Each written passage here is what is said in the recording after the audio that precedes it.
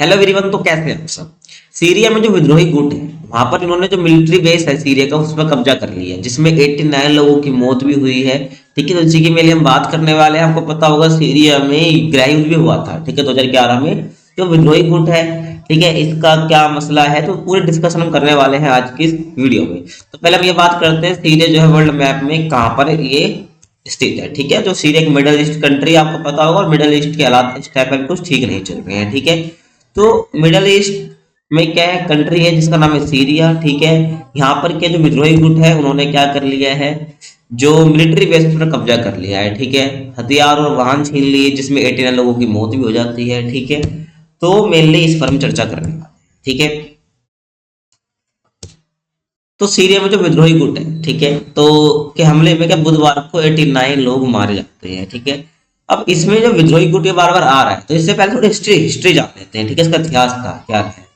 तो सीरिया में ना 2011 में गृह युद्ध शुरू हो गया था। ठीक है, कि 2011 में सीरिया में गृह युद्ध शुरू हुआ था, और 2011 में अरब क्रांति के साथ ही सीरिया में गृह युद्ध की शुरुआत हुई थी। आपको पता है अरब क्रांति जो कि ट्यूनीशिया से स्टार्ट हुई थी। ठीक है, फिर ट्यूनीशिया से ये फैल गया, हर बहुत जगह तक, बहुत देशों में फैली। ठीक है, और फिर यही बोला जाता है कि जैसे ही कि दो अरब क्रांति के साथ ही के सीरिया में गृह युद्ध की शुरुआत हो जाती है। ठीक है, 2010 में जो है शुरू होती है अरब क्रांति ये, और 2011 में अरब क्रांति के साथ ही सीरिया में गृह युद्ध की शुरुआत हो जाती है। ठीक है, अब था क्या, 2000 से सन 2000 से सीरिया की सत्ता में क्या एक बशर अल असद, ठीक है, ये सत्ता में थे। ठीक है, और ये तानाशाही सरकार थी। ठीक है, तो सन 2000 से सीरिया के अब सीरिया में काबिज जो थे सत्ता में, यानी बशर अल असद की तानाशाही सरकार के खिलाफ के लोकतंत्र समर्थकों ने क्या करा, विरोध प्रदर्शन शुरू कर दिया। जिनको तानाशाही पसंद नहीं थी, तो लोग इकट्ठे इन्होंने क्या विरोध प्रदर्शन करना शुरू कर दिए थे। और इसके बाद एक फ्री सीरियन आर्मी, ठीक है ना, जो कि तानाशाही जिनको पसंद नहीं थी, फ्री सीरियन आर्मी के नाम से एक विद्रोही गुट तैयार हो गया। ठीक है, जिस विद्रोही गुट की हम बात कर रहे हैं। ठीक है, तो फ्री सीरियन आर्मी के नाम से एक विद्रोही गुट तैयार हो गया, जो कि क्या है, जो ये पावर में था वो 2000 सन 2000 से, ठीक है ना, इसकी तानाशाही सरकार के खिलाफ। अब जैसे विद्रोही गुट ये बन जाता है, ठीक है, विद्रोही गुट बनने के बाद साथ ही सीरिया में गृह युद्ध की शुरुआत हो जाती है। गृह युद्ध क्या होता है, जो एक देश के अंदर युद्ध चल रहा होता है। ठीक है, तो यहाँ पर जो है एक अलग ग्रुप है जो कि एक लोकतंत्र की मांग कर रहा है। अब इसमें क्या अमेरिका, रूस और ईरान, सऊदी अरब के शामिल होने के बाद ये संघर्ष और बढ़ता गया। ठीक है, तो इस मसले में अमेरिका शामिल हो गया, रूस शामिल हो गया, ईरान शामिल हो गया, सऊदी अरब शामिल हो गया, तो ये संघर्ष और बढ़ता गया। ठीक है, 2011 के राज्य की मैं बात कर रहा हूँ। और इस बीच यहाँ पर क्या आतंकवादी संगठन जो ISIS, इसने भी पैर पसार लिए। ठीक है, अपने जो ISIS एक आतंकवादी संगठन है। ठीक है, और फिर होता क्या है 2020, ठीक है ना, में सीज फायर हो जाता है। सीज फायर का मतलब होता है कि समझौता हो जाता है, जिसमें क्या दोनों युद्ध को विराम कर देंगे। ठीक है, जो ये फायरिंग वगैरह करेंगे इसको सीज कर देंगे, रोक देंगे। ठीक है, तो जब 2020 में सीज फायर समझौता होता है, उसके बाद यहाँ की जो झड़प है वो थोड़ी बहुत कम हो जाती है। ठीक है, थोड़ी बहुत झड़प भी होती है। और संयुक्त राष्ट्र संघ की अगर रिपोर्ट अगर हम मानते हैं, तो उसमें बताया कि एक दशक तक, एक दशक का मतलब होता है 10 साल। ठीक है, दशक का मतलब क्या होता है, 10 ईयर्स होते हैं। ठीक है, तो एक दशक तक चला जो गृह युद्ध है ना सीरिया में, इसमें लगभग 3 लाख से ज्यादा लोग मारे गए। कितने, 3 लाख से ज्यादा लोग मारे गए हैं। और इसके अलावा लाखों लोग तो विस्थापित हो गए, यानी कि अपनी जगह उन्होंने छोड़ दी, दूसरे देश में जाके वो चले गए। ठीक है, तो ये आपको थोड़ा बैकग्राउंड पता होना चाहिए। ठीक है, सीरिया के बारे में, जब आप आज के इस कंटेक्स्ट को समझ पाओगे। तो मिलियम में इसकी हम बात करते हैं। ठीक है, तो सीरिया में क्या हुआ, विद्रोही गुटों के हमले में बुधवार को 89 लोग मारे गए।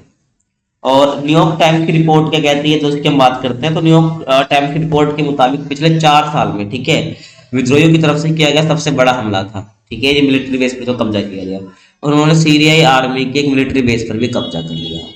और जिन गुटों ने बुधवार को हमला किया उनमें से एक संगठन हयात तहरीर अल शम को अल कायदा का समर्थन हासिल है। ठीक है ना, तो उनमें से जिस संगठन ने भाई जो हयात तहरीर अल शम, वो क्या है भाई, जो अल कायदा है। ठीक है, आपको पता होगा अल कायदा एक आतंकवादी संगठन है, आपको पहले से पता होगा ही।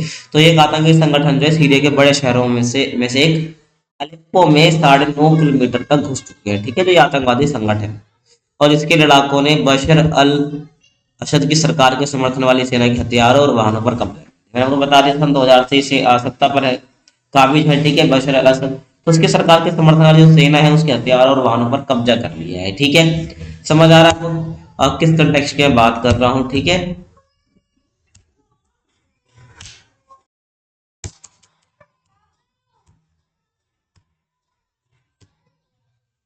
देखिए, तो 46 मिलिट्री बेस पर कब्जे का दावा है, ठीक है। तो सीरिया के जो विद्रोही गुटों ने टेलीग्राम पर दावा किया है कि जो उन्होंने सीरियाई सरकार के 46 सैन्य अड्डों को कब्जा लिया है, ठीक है। तो सिर्फ 10 घंटों के भीतर अलेप्पो शहर के कई गांवों पर कब्जा करने में कामयाब रहे। और हालांकि सीरियाई सरकार ने इन दावों को कुछ नहीं कहा है, ठीक है। और 2020 में तुर्की की मदद से विद्रोहियों और असद सरकार के बीच एक समझौता कराया गया, जिससे वहां बड़े हमलों में कमी है, ठीक है। तो 2020 में क्या हुआ था, तुर्की की मदद से विद्रोहियों और जो असद सरकार है, की सन 2000 से ही सरकार में है, सत्ता में है, जो कि तानाशाही सरकार है, उनके बीच एक समझौता कराया गया, ठीक है, तुर्की की मदद से, जिससे कि वहां पर बड़े हमलों में कमी आई थी, ठीक है। तो आप देख सकते हो। तो ये थी आज की वीडियो, वो कैसी लगी कमेंट सेक्शन में बता सकते हैं, और इस टॉपिक पर आप वीडियो देखना चाहते हैं उसके बारे में कमेंट में बता सकते हैं। बाकी मिलते हैं आपसे अगली वीडियो में, तब तक के लिए कीप वॉचिंग।